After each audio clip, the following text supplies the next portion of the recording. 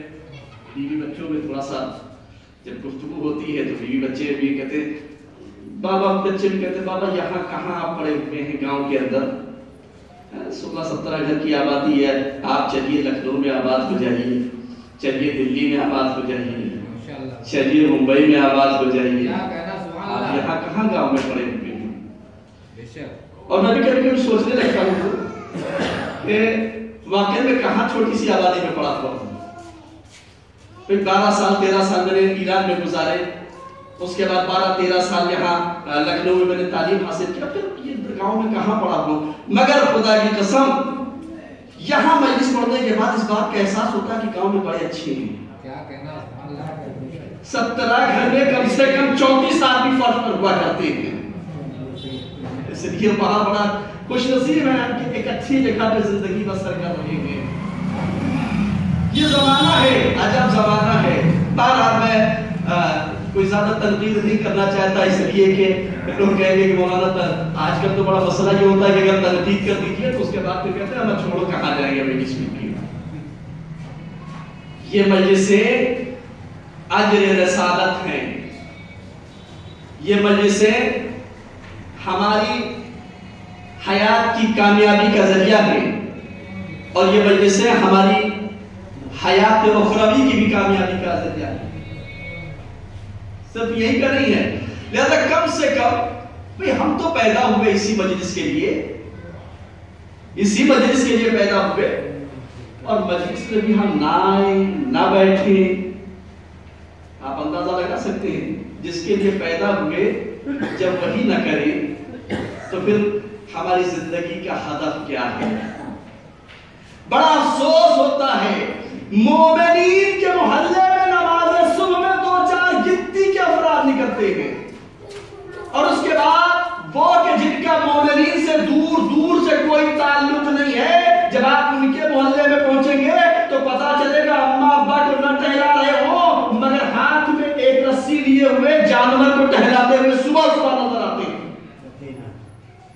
آپ اندازہ لگا سکتے ہیں؟ ہاں، وہ ان کی خدمت کے لیے صبح صبح اٹھ جاتے ہیں، ہم اللہ کی عبادت کے لیے صبح صبح نہیں اٹھ سکتے، اور اس کے بعد پھر یہ کہ ہم مومنین کے محلے میں زندگی بسر کر رہے ہیں، یہ دعویٰ ہوتا ہے۔ بہرحال سرکار والا میں بہت زیادہ طولانی گفتگو نہیں کروں گا، اس لیے کہ یوم جمعہ بھی ہے اور 11 بج چکا ہے، لہذا انشاءاللہ کوشش ہوگی کہ اذان جمعہ جو ہوتی ہے اس سے پہلے انشاءاللہ ہم پتہ نہیں یہاں جمعہ ابھی ہو رہا یا نہیں ہو رہا مجھے نہیں پتا، لیکن کوشش ہماری ہوگی کہ اس سے پہلے انشاءاللہ آپ کو ہم آزاد کر دیں، تاکہ آپ جو جمعے میں جانا چاہیے، جو اول وقت نماز پڑھنا چاہتے ہیں، بڑی فضیلت ہے اول وقت نماز کی، لہذا جو آزاد جانا چاہتے ہیں کم سے کم میری وجہ سے وہ یہاں نہ رہیں۔ انشاءاللہ ہماری کوشش ہوگی کہ جلدی سے جلدی ہم مجلس کو تمام کر دیں گے۔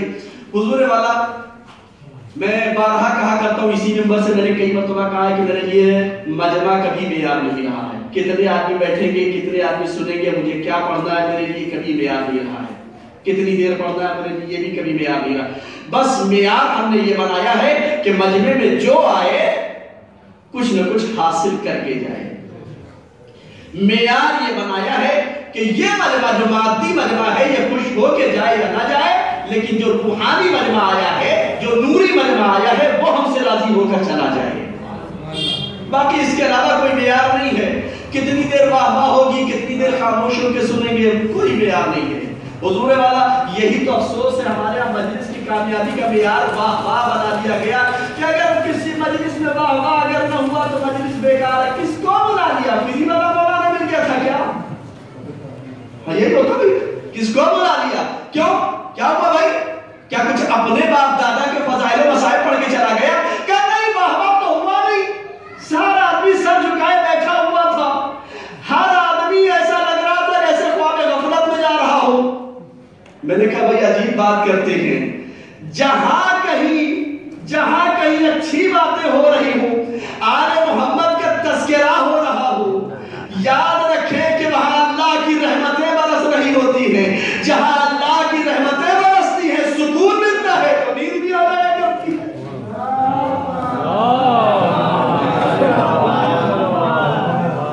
لہذا انشاءاللہ یہ کوئی معیار نہیں ہے کہ ہم نے کیا پڑھنا ہے، کتنی زندگی دے فرمایا معیار صرف یہ ہے کہ شہزادی یہاں سے خوش ہو کر چلی جائیں.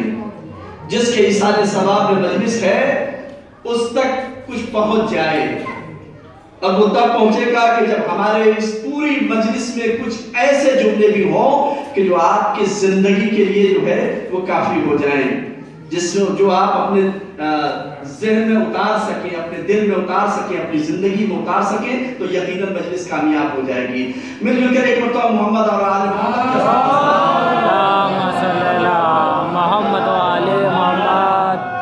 حالانکہ میں یہ دعویٰ نہیں کرتا کہ میں بہت بڑا عالم دین ہوں, سر پہ امامہ آ جانے سے یہ تو عجیب و غریب بات ہے کہ جہاں امامہ دیکھا نہیں کہ یا تو یہ علامہ ہے یا تو یہ آیت اللہ ہے اور یا تو ہمارا سیدھے سیدھے مجتہد ہے. یہ سیدھے سیدھے اعلان کر دیا جاتا ہے نہ میں علامہ ہوں, نہ آیت اللہ ہوں, نہ مجتہد ہوں, میں ایک چھوٹا سا طالب علم ہوں. لہذا یہ اعلان نہیں کرتا, ممبر پہ آ کے بول اس لیے لیتا ہوں, اس لیے کہ علم ہمارا ایک ایسے در سے منسلک ہے, ایسے در سے منسلک ہے کہ جن در کی ذوات مقدسہ کے ہاتھوں میں وہ معجزات ہیں کہ اگر ان کے ہاتھوں پہ کنکر آ جائے تو وہ بھی بولنے لگتا ہے. کم سے کم سلوات میں تو کہیں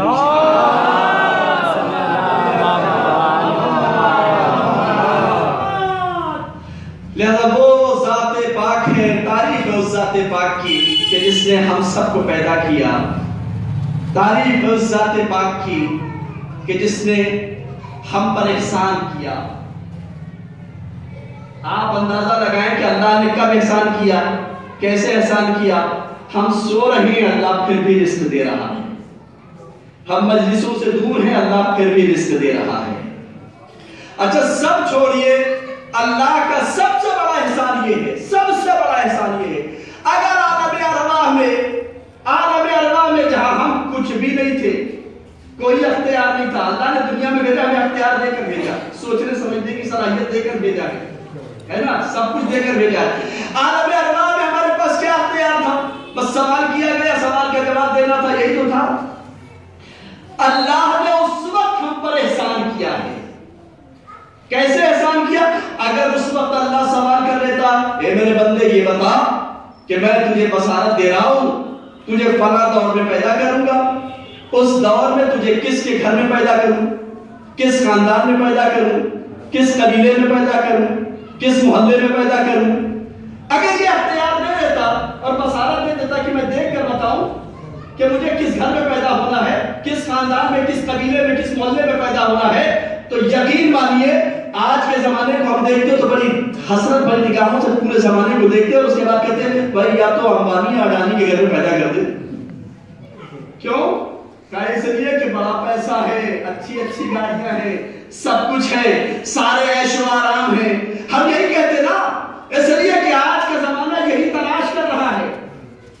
اگر اللہ ہمیں موقع دے دیتا کہ ہم تمہیں بصارت دے رہے, دیکھ کر دنیا بتاؤ کہ کہاں تمہیں پیدا کرنا ہے, تو ہم آج کے زمانے کے امیر ترین انسان کا نام لیتے, وہاں پیدا کرتے. مگر خدا کا احسان ہے, اس نے ہم سے پوچھا نہیں, جانتا تھا کہ ہماری بصارت کہاں اٹکے گی. اس نے ہم سے پوچھا نہیں, بلکہ ایک ایسے گھر میں پیدا کر دیا بنائی گئی ہے.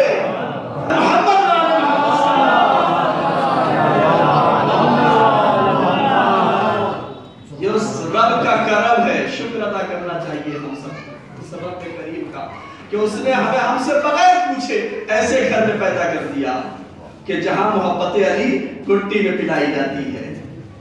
اور یہ محبت علی کوئی عام نہیں ہے, اس سے دنیا بھی کامیاب ہونا ہے, آخرت بھی کامیاب ہونا ہے. ہم اگر مولا متقیان علی ابن ابی طالب علیہ السلام اگر ان کے اقوال زرین پر میں بہت زیادہ نہیں کہتا, اگر 10% عمل کرنا شروع کر دیں تو یہ دنیا ہمارے لیے اپنے آپ جنت بن جائے گی.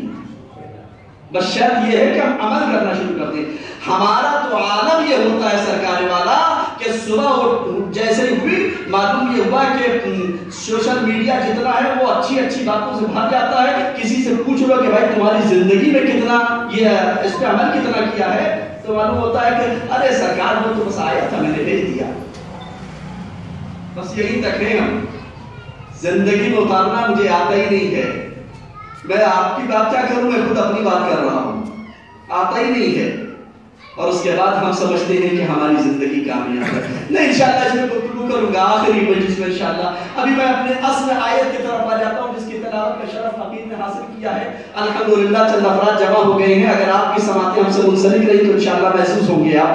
میں نے اس آیت کریمہ کی تلاوت کا شرف حاصل کیا، قد جاءکم من اللہ نور و کتاب مبین، اللہ کی جانب سے تمہاری طرف نور اور کتاب مبین آ چکا ہے، یعنی اب کوئی بہانہ نہیں، اللہ کی جانب سے نور اور کتاب مبین، کھلی ہوئی کتاب ہمارے لیے ہدایت کے طور پر اللہ کی جانب سے آ چکی ہے۔ میں جملہ رک کے عرض کرتا چلوں کہ آپ نے کبھی غور کیا اگر اللہ چاہتا تو آیت کی ترتیب بدل دیتا تو کیا ہو جاتا؟ پہلے کتاب اور اس کے بعد نور کا تذکرہ کر دیتا تو کیا ہو جاتا؟ کیا بات غلط ہو جاتی؟ لیکن اللہ نے ترتیب کا احتیاط کیوں کیا؟ پہلے نور و کتاب مبین، ہم نے نور اور کتاب مبین کو بھیج دیا ہے تمہاری طرف ہدایت۔ میں کہوں گا پروردگارا پہلے کتاب کا تذکرہ کر دیتا پھر نور کا تذکرہ کرتا، عجب نہیں کہ آواز قدرت آئے نادان تجھے پتا نہیں ہے۔ میں زمانے کو بتانا چاہتا ہوں کہ جب میں لفظوں میں اتنا احتیاط کرتا ہوں کہ کہیں ایسا نہ ہو کتاب پہنچ جائے نور رہ جائے، کتاب کا وجود آ جائے نور رہ جائے، کہیں ایسا نہ ہو تو دنیا والے سمجھ لے کہ جب میں لفظوں میں اتنا احتیاط کرتا ہوں کہ پہلے نور بعد میں کتاب، تو آخر زمانے میں کوئی یہ نہ کہہ دے کہ کتاب تھی نور نہیں تھا۔ اور محمد والے محمد صلی اللہ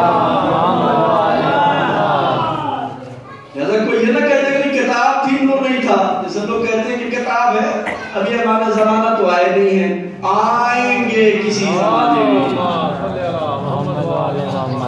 لیکن ہمارا الحمدللہ کی داری کے نہیں ایک لمحہ بھی کائنات کا بغیر ہادی کے نہیں رہا۔ اللہ نے کتاب بھیجی ہے تو کتاب کے وارث کو ساتھ ساتھ بھیجا ہے، پردہ غیب میں رہ کر ہماری ہدایت کر رہا ہے۔ کہتے سرکار یہ بھی کہیں ممکن ہے؟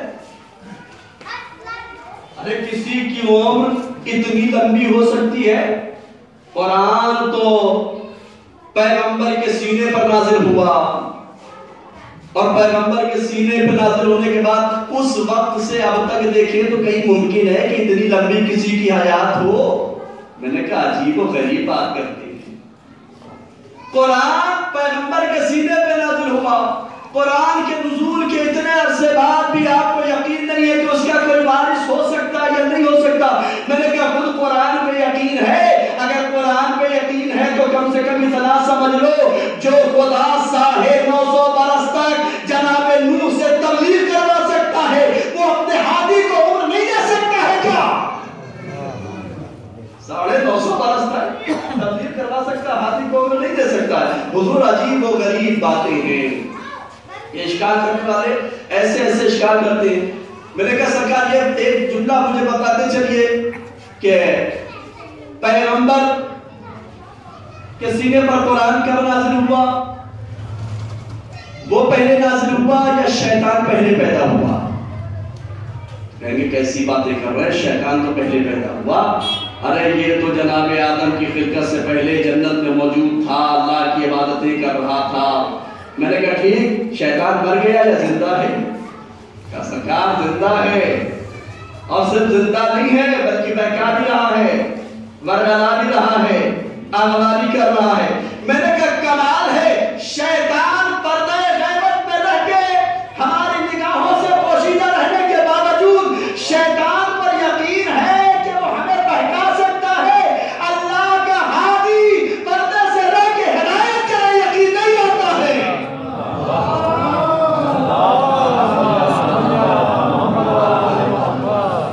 اس پر تو یقین ہے، اس پر یقین نہیں ہے، اور بہت ساری چیزیں سرکار والا کہاں تک آپ انکار کریں گے؟ جس کے قائل ہیں آپ دیکھ نہیں سکتے ہیں، ہے وہ چیز لیکن آپ دیکھ نہیں سکتے. سیب کاٹا، سیب میں آپ نے دیکھا کتنی وٹامن ہے، لیکن معلوم ہے یقین ہے کہ ہاں اس میں وٹامن ہے، نہیں دیکھ رہے ہیں. پھر بھی آکسیجن ہوا میں موجود ہے، کبھی دیکھا آپ نے؟ نہیں دیکھا، لیکن یقین ہے نہیں سرکار آکسیجن ہے. ہر چیز پر یقین ہے، اللہ کے بنائے ہوئے ہاتھی پر یقین نہیں ہے. نے کہا عجیب و غریب بات ہے، مگر اللہ نے کہا کہ نہیں، میں لفظوں میں بھی احتیاط کرتا ہوں. میں نے پہلے نور بھیجا پھر کتاب بھیجا. اب آپ تذکرہ کریں، اگر تھوڑا سا غور و فکر کرنا شروع کریں تو معلوم ہوگا کب بھیجا نور. کتاب تو دکھائی دی، نور کب آیا؟ تو امت مسلمہ کے ہر فرقے ایک سوال ہو کر کہتے ہوئے نظر آئیں گے ہم آپ کو پتہ نہیں ہے. انہوں نے کہا کیا ہوا؟ کہا اللہ نے پہلے ہی کہا کنت کنزا مخفیا، میں ایک چھپا ہوا خزانہ تھا، اور جب میں نے چاہا کہ میں پہچانا جاؤں تو میں نے اپنے نور سے نور محمد مصطفیٰ صلی اللہ علیہ وسلم، اللہ نے کہا اپنے نور سے. میں نے کہا ہاں بالکل صحیح بات ہے. میں نے کہا بالکل صحیح بات ہے، مگر اے کاش میں کیسے جملہ ادا کروں. اللہ محمد اور آل محمد کو اپنی شناخت کا وسیلہ بنانے میں شرم نہیں کرتا. مسلمان اپنی دعا میں وسیلہ بنانے میں شرم محسوس کرتا ہے. پر محمد آل محمد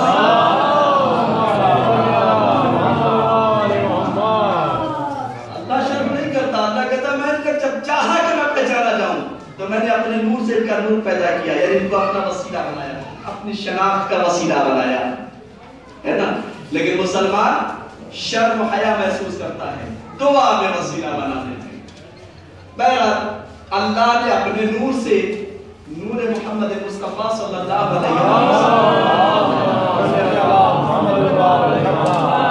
جس کے لیے پیغمبر نے خود کہا کہ اول خلق اللہ نوری، سب سے پہلے اللہ نے ہمارے نور کو پیدا کیا، اور اس کے بعد پھر ہمارے نور سے مولا متقیان علی بن ابی طالب کا نور خلق ہوا. اس کے بعد 14 حصوں میں یہ نور تقسیم ہوا ہے. مجھے 2-4 جملے نور کے حوالے سے کر کے اور انشاءاللہ گفتگو تمام کر دوں گا. حضور اللہ نے کہا کنتو کنزا مخفیا، میں ایک چھپا ہوا خزانہ تھا، میں نے دست عدد جوڑا. یا نبی اللہ، اللہ نے آپ کو اپنے نور سے پیدا کیا. اللہ تو اللہ تھا، مگر اتنا بتا دیجئے کہ جب آپ کا نور اللہ نے پیدا کیا تو اس وقت یہ نور صرف نور تھا یا کوئی عہدہ بھی تھا؟ صرف نور ہی نور تھا یا کوئی عہدہ بھی تھا؟ آواز آئی کہ نادان تجھے پتہ نہیں ہے. کنتو نبیّا وآدم بین الماء والطین، کہ میں تو اس وقت بھی نبی تھا کہ جب آدم آب و گل کے درمیان کروٹیں بدل رہے تھے، کہ میں اس وقت بھی نبی تھا. میں نے کہا اچھی بات ہے. دست عدد جوڑا، یعنی اللہ نے آپ کو بھی اپنے نور سے پیدا کیا. پیغمبر نے تو اعلان کر دیا کہ میں تو اس وقت بھی نبی تھا کہ جب آدم آب و گل کے درمیان تھے. تو یا علی، آپ کا بھی نور صرف نور تھا یا کوئی عہدہ آپ کے پاس بھی تھا اس وقت؟ آواز آئی کہ کنتو ولیا وآدم بین الماء والطین، کہ میں اس وقت بھی ولی تھا کہ جب آدم آب و گل کے درمیان کروٹیں بدل رہے تھے. میں نے 3 کنتو نوجوانوں کے حوالے گفتگو کرنا چاہتا ہوں. میں نے 3 کنتو پڑھا. ایک کنتو اللہ نے کہا کنتو کنزا مخفیا، میں ایک چھپا ہوا خزانہ تھا. دوسرا کنتو پیغمبر نے کہا کنتو نبیّا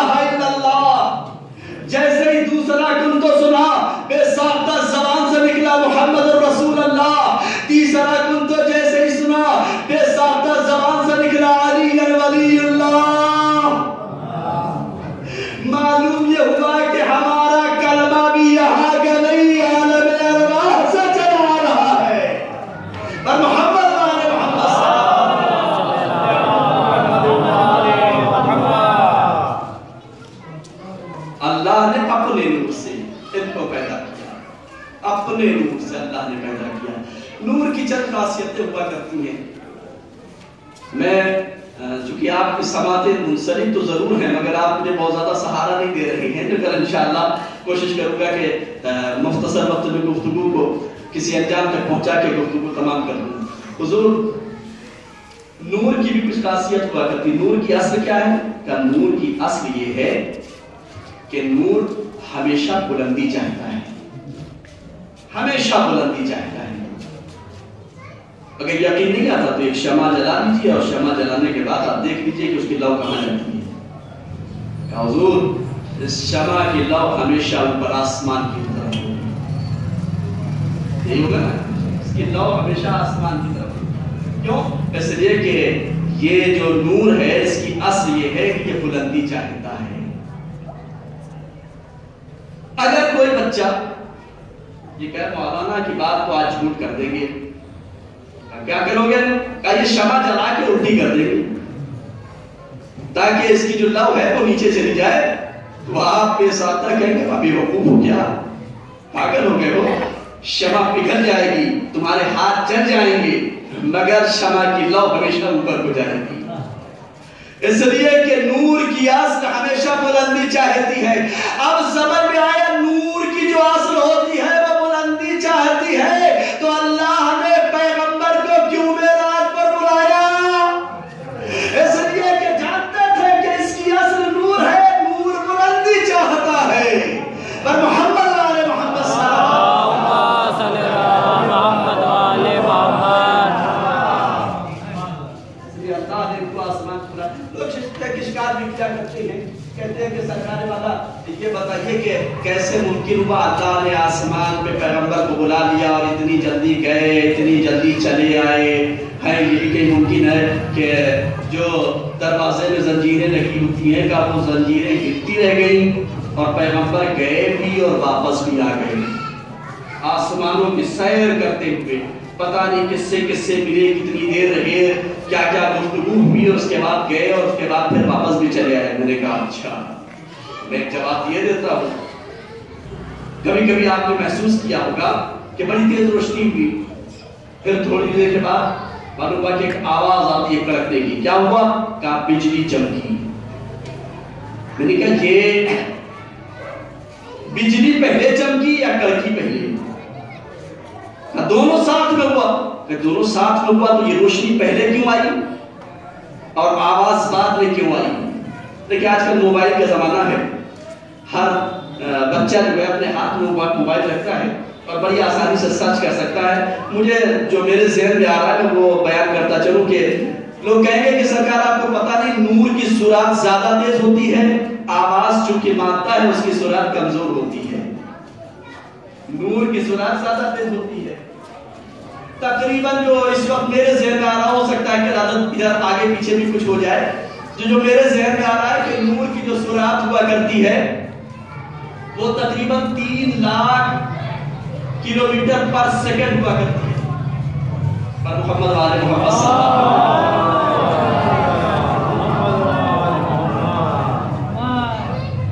ایک مرتبہ اور مل جو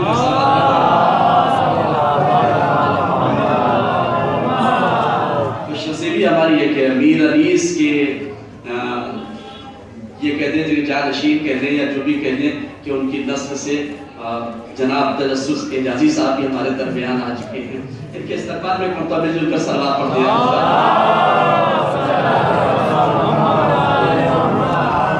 حضور والا میں نے کہا نور کی سرعت زیادہ ہوتی ہے، 3 لاکھ کلومیٹر پر سیکنڈ کی اسپیڈ سے نور چلتا ہے۔ یہی وجہ ہے کہ جو بجلی گرجتی ہے تو اس کی کڑک کی آواز بعد میں پہنچتی ہے، نور پہلے پہنچ جاتا ہے۔ کیوں؟ کہ اس لیے کہ نور کی سرعت زیادہ ہوتی ہے۔ اچھا یہ ہم کہتے ہیں کہ نہیں، سائنس کہتی ہے، سائنس کا تجربہ یہ ہے کہ نور کی سرعت بہت تیز ہوا کرتی ہے۔ میں نے کہا عجیب بات ہے، سائنس والے مان گئے کہ نور کی سرعت بہت تیز ہوا کرتی ہے، مسلمان اب بھی نہیں مانتا کہ آخر وجہ کیا تھی؟ ارے پیغمبر کو اللہ نے اپنے نور سے پیدا کیا تھا، اگر یہ اتنی سرعت سے آسمان میں گیا، سیر کر کے واپس آ گیا تو تعجب کیسا ہے؟ پر محمد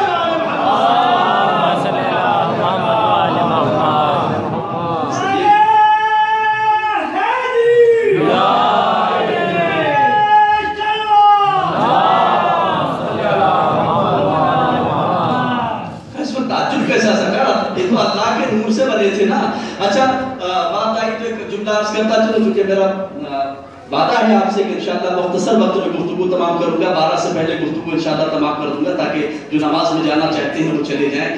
حضور کبھی کبھی ہمارے ہاں سوالات بھی بڑے عجیب و غریب ہوا کرتے ہیں، بڑے عجیب و غریب سوالات ہوا کرتے ہیں کبھی کبھی۔ اچھا سوالات بھی ہمیشہ یاد رکھیں، سوالات تربیت سے وابستہ ہوتا ہے، جیسی تربیت ہوتی ہے سوال بھی ویسے ہی ہوا کرتا ہے۔ جتنی اچھی تربیت ہوگی اتنے اچھے سوال کیے جائیں گے، تربیت اچھی ہوگی تو سوال اچھے ہوں گے، اور اگر تربیت میں کمی ہوگی تو کوئی یہ پوچھے گا مولا کائنات جیسی شخصیت کے سامنے موجود ہو تو سوال پوچھے گا میرے سر پہ بال کتنے ہیں۔ اس لیے کہ تربیت کا اثر ہے، جتنی اچھی تربیت ہوگی، میں انشاءاللہ تربیت کی بات آئی تو انشاءاللہ عرض کروں گا، بھی تھوڑا سا موضوع خشک ہو جائے گا مگر انشاءاللہ عرض کروں گا، لیکن ابھی جو جملہ کے سوال میں اکثر و بیشتر ایسے ایسے کر دیا کرتے ہیں لوگ، حضور والا ایک بات بتائیے، اللہ جو ہے وہ صاحب اختیار ہے، قدرت رکھتا ہے؟ کہاں اللہ قدرت رکھتا ہے، صاحب اختیار۔ اچھا اگر اللہ قدرت رکھتا ہے، اچھا سوال بھی عجیب عجیب ہوا کرتے ہیں کہ اچھا یہ جو سوئی ہے، سوئی کے چھید میں سے ہاتھی نکل سکتا ہے کہ نہیں اگر اللہ چاہے؟ چونکہ یہ تربیت کے عنوان سے ہے، جیسی تربیت ویسے ہی سوال ہوا کرتا ہے۔ بلکہ میں جو سارے سوالوں میں نہیں جانا کہ کون کس تربیت کے عنوان سے کیا سوال کر رہا ہے، مگر ایک سوال کہ جو اکثر و بیشتر نوجوان پوچھ لیا کرتے ہیں کہ مولانا یہ بتائیے کہ اللہ جب صاحب اختیار ہے تو اللہ خود انسان بن کے زمین پر آ سکتا ہے یا نہیں آ سکتا؟ اختیار رکھتا ہے یا نہیں رکھتا؟ صاحب اختیار ہے نا، تو اسے اتنا اختیار ہے کہ نہیں ہے کہ اللہ آسمان سے نوری ہوتے ہوئے انسان بن کے زمین پر آ سکتا ہے کہ نہیں آ سکتا ہے؟ اللہ، میں نے کہا کمال کا سوال کیا ہے، یقیناً اللہ صاحب اختیار ہے۔ اچھا سوال کرنے والے نے عجیب و غریب انداز سے سوال کیا ہے، اگر کہہ دوں کہ اللہ آ سکتا ہے تو کہیں گے کہ پھر انسان، یہ تو پھر انسان بن گیا، پھر ہم نے اور اس میں فرق کہاں رہا؟ اور اگر کہتے نہیں آ سکتا تو کہیں گے کہ ارے کیسی باتیں کرتے، اس کا مطلب اللہ کے پاس اختیار نہیں ہے نا؟ سوال بھی عجیب و غریب ہے۔ میں نے کہا عجیب بات کرتے ہیں سرکار والا، ارے آپ نے سوال بڑا اچھا کیا مگر جواب صرف اتنا سمجھ لے کہ اللہ صاحب اختیار ہے، اس نے اسی سوال کا جواب دینے کے لیے اپنے نور سے کچھ نور کو الگ کیا، پیکر بشریت میں ڈھال کے زمین پر بھیج دیا تاکہ دنیا دیکھ لے کہ اللہ کو یہ بھی اختیار ہے کہ نور کو انسان میں ڈھال سکتا ہے۔ اور محمد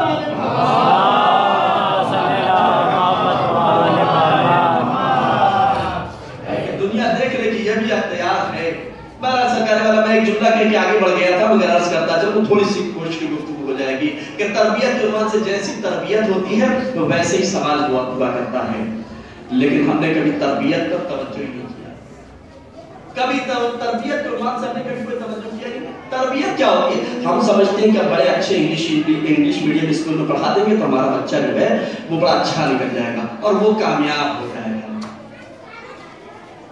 ہے نا؟ یہی سوچتے ہیں نا، گاؤں سے لوگ نکل کے چلتے ہیں، کہاں چلیں گے بھائی؟ کہا دلی چلیں گے، لکھنؤ چلیں گے، کیوں؟ کیا ہوا؟ کہا اس لیے کہ وہاں جائیں گے تو وہاں جانے کے بعد ہمارے بچے تربیت یافتہ ہو جائیں گے۔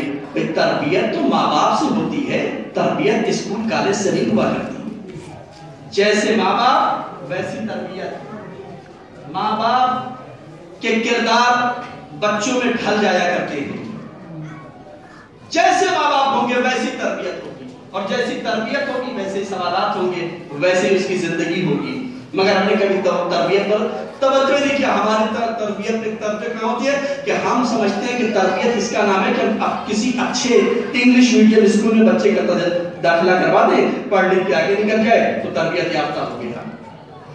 مگر یاد رکھیں، دیکھیں ایک بات بتا دوں کہ میں عصری تعلیم کا مخالف نہیں ہوں بلکہ موافق ہوں، مگر عصری تعلیم کے پیچھے اتنا بھی نہ بھاگ جاؤ کہ دین سے اپنے بچوں کو جدا کر دو، اتنا بھی نہ بھاگ جاؤ کہ دین سے جدا ہو جاؤ۔ ہم اپنے گاؤں سے ہجرت کرتے ہیں، کیوں؟ اس لیے کہ عصری تعلیم دیں گے، جبکہ پیغمبر کہتے ہیں، ائمہ کہتے ہیں کہ وہ جگہ جہاں تم اپنے بچوں تک دین نہ پہنچا سکو اس جگہ کو ترک کر دو، ہجرت کر جاؤ۔ ہم وہاں कोई तवज्जो नहीं देते, कोई फिक्र नहीं हमारी फिक्र कहाँ है कि बच्चा कहाँ अच्छे स्कूल में पढ़ेगा, कहाँ से कामयाब बनेगा दुनियावी एतबार से, कुरान पढ़ना जानता हो या ना जानता हो, इंग्लिश मीडियम स्कूल की इंग्लिश की सारी किताबें पढ़ लेता हो, इंग्लिश में गुफ्तगू कर लेता हो, माँ बाप से गुफ्तगू करने का सलीका आए या ना आए, बुजुर्गों से गुफ्तगू करने का सलीका आए या ना आए, लेकिन इसके बावजूद फिक्र क्या होती है कि नहीं इंग्लिश में गुफ्तगू कर रहा हूं मैं, असली तालिब का यकीनन मुआफिक हूं, मुखालिफ नहीं हूं, होना चाहिए लेकिन कुरान को होना चाहिए। देखिए कितनी तब्दीली आई है तरबियत कुरान से, कितनी तब्दीली आई है।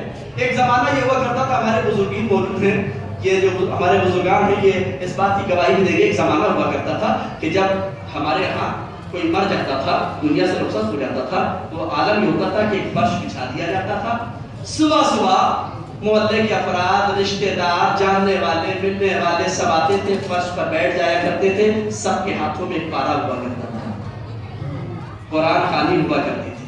क्या हुआ? ये कुरान मरहूम के इसाले सवाब के लिए।